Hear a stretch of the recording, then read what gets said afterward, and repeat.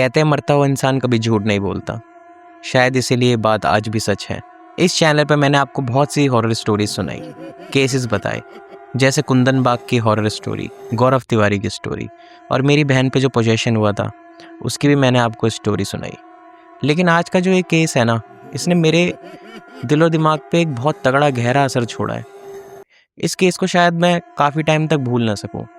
ये कहानी है आज की दिल्ली के सेफेस्ट जेल तिहाड़ जेल की, जो कि सुनील जी ने हमें भेजी है।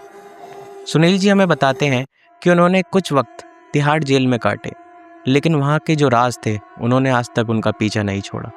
तो आइए शुरू करते हैं सुनील जी की कहानी। This is Gautam Bhadra and you are watching beyond the dark files.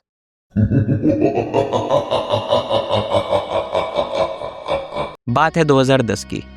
उनकी एक स्वीट सी फैमिली थी। कुछ केसेस के चलते कोर्ट ने उन्हें 6 महीने की सज़ा सुनाई। सज़ा होने के बाद उन्हें तिहाड़ जेल भेज दिया गया। सुनील जी एक बहुत ही सुलझे हुए आदमी थे। उन्हें ये डर खाया जा रहा था कि उन्हें जेल में पता नहीं कैसे कैसे लोग मिलेंगे, क्योंकि वहाँ पे मर्डर, लूटपाट करने वाले और बहुत से ऐसे अपराधी हैं जिनसे आज भी लोग खौफ खाते हैं। लेकिन सुनील जी को क्या पता था, इस डर के आगे भी एक डर उनका इंतज़ार कर रहा है। सुनील जी को तिहाड़ जेल भेज दिया गया। कुछ वक्त बिताने के बाद सुनील जी के कुछ दोस्त बने। उनमें से उनका एक बहुत ही ख़ास दोस्त विनोद था। विनोद और सुनील जी की दोस्ती बहुत पक्की हो गई थी। विनोद सुनील जी से सिर्फ एक ही बात कहा करता था तिहाड़ जेल में कि तुम भूल कर भी वार्ड नंबर 101 के पास कभी मत जाना। सुनील जी ने विनोद जी से बहुत बार इस बात को पूछने की कोशिश करी कि मुझे क्यों बार बार आप मना करते हो वार्ड नंबर 101 के पास जाने से, लेकिन विनोद जी सुनील जी की बात नहीं सुनते और उनकी बात को आया जाया करते थे। सुनील जी ये तो समझ गए थे कि विनोद उनसे बहुत ही गहरी बात छुपा रहे हैं। सुनील जी ने एक दिन खुद सोच लिया कि चलो मैं ही जाकर वार्ड नंबर 101 के पास देखता हूँ कि क्या है वहाँ पे जो विनोद मुझे वहाँ जाने से मना करता है। सुनील जी बताते हैं वो मनूस दिन उन्हें आज भी याद है जिस दिन उन्होंने उस मनूस जगह जाने की सोची थी। वो दिन था बुधवार का। बुधवार को सुनील जी ने सोचा था कि मैं वार्ड नंबर 101 के पास जाकर देखूंगा कि क्यों मुझे विनोद बार बार उस जगह जाने से मना करता है। सुनील जी ने सोचा कि मैं रात को तो वहाँ नहीं जा सकता, क्योंकि रात को तिहाड़ जेल के सभी कैदियों को उनके सेल में भेज दिया जाता है और उन्हें बाहर निकलने नहीं दिया जाता। तो सुनील जी ने सोचा कि मैं दोपहर को वहाँ पर जाऊँगा। तिहाड़ जेल में क्या दोपहर क्या रात, वहाँ पर सूरज की रोशनी सिर्फ कुछ ही जगहों पर आती है। सुनील जी ने विनोद का सोने का इंतज़ार किया। जैसे ही विनोद दोपहर में थोड़ी वक्त के लिए सो जाता है तो सुनील जी बाथरूम के बहाने से अपने सेल से निकलते हैं और उस वार्ड की तरफ जाने को तैयार हो जाते हैं। सुनील जी जैसे ही वार्ड के करीब पहुंचते हैं तो उन्हें कॉरिडोर दिखता है। कॉरिडोर क्या, एक ऐसी जगह जहां पर ना कोई कैमरा, ना कोई गार्ड, ना सूरज की रोशनी, ना कोई बल्ब। रोशनी की एक भी किरण उस कॉरिडोर पे नहीं पड़ रही थी। उस कॉरिडोर को देख के सुनील जी थोड़ा तो घबरा जाते हैं, लेकिन वो एक गहरी सांस लेते हैं और धीरे धीरे उस कॉरिडोर में आगे बढ़ते हैं। कॉरिडोर में आगे बढ़ते बढ़ते सुनील जी उस वार्ड के बाहर पहुंच जाते हैं, वार्ड नंबर 101, जहां पर छुपे थे कई ऐसे राज जिनके बारे में कोई बात नहीं करना चाहता था। सुनील जी जैसे ही वार्ड के गेट के बाहर पहुंचते हैं, वो देखते हैं कि वार्ड के बाहर एक बड़ा सा ताला लटका हुआ था। ताले पर बहुत से धागे लपटे हुए थे जिन्हें हम कलावा कहते हैं। कलावे के साथ साथ कुछ ताबीज़ भी बंधे हुए थे। सुनील जी उस चीज़ों को देखते हैं और सोचते हैं कि ये सब क्या है, ये सब क्यों बांध रखा है। मुझे विनोद बेफालतू में यहाँ पे आने से डराता था, यहाँ पर तो कोई भी नहीं है। ये सोचते हुए विनोद जी जैसे ही घूमते हैं उन्हें एक आवाज़ सुनाई देती है, बचाओ। उस आवाज़ में एक ऐसा दर्द था कि कोई उनसे मदद मांग रहा हो, किसी की जान बस जाने वाली हो। सुनील जी जैसे ही वार्ड की तरफ घूमते हैं वो देखते हैं कि वहाँ पर तो कोई भी नहीं होता। वो सोचते हैं कि ये मेरा सिर्फ वहम था, यहाँ पे तो कोई भी नहीं है। सुनील जी ये सोचते सोचते एकदम से आगे बढ़ने लगते हैं कि तभी उन्हें वार्ड के अंदर से एक आवाज़ आने लग जाती है, खट। ये उस लीवर की आवाज़ थी जिसे गिराकर कैदियों को फांसी दी जाती थी। सुनील जी एकदम से घबरा जाते हैं और वो गेट के नीचे थोड़ी सी जगह से अंदर झांकने की कोशिश करते हैं।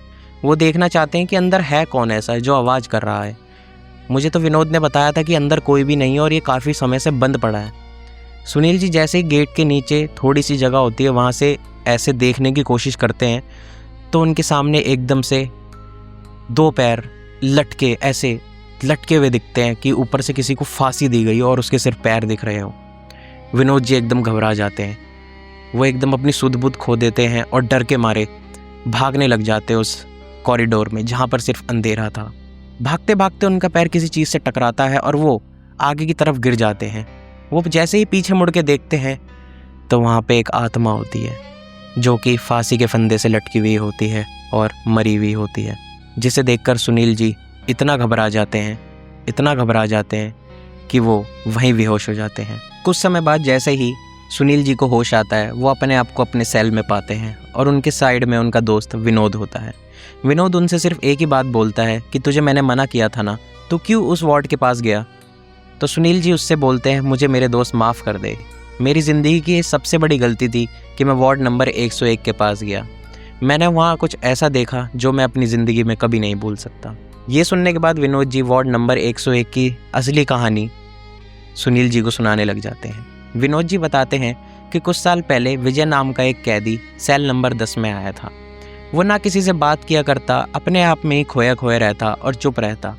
उसे देखकर ऐसा लगता कि वो कुछ बताना तो चाहता है लेकिन बता नहीं पाता।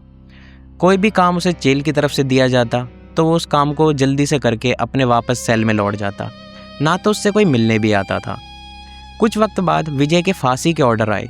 ये सुनने के बाद विजय बहुत ही रोया।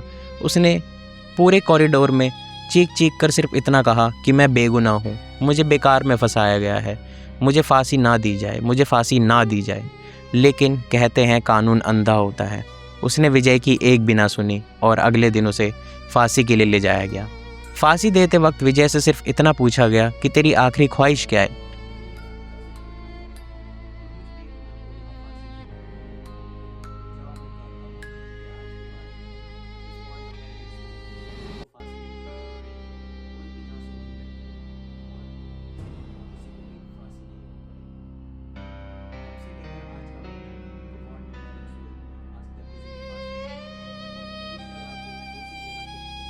लेकिन वार्ड नंबर 101 में किसी को फांसी नहीं दी गई। ये कहानी सुनने के बाद सुनील जी बहुत भावुक हो जाते हैं और पूरी रात विजय के बारे में सोचते सोचते सो जाते हैं। कुछ वक्त बीतता है और सुनील जी को रिहाई मिल जाती है।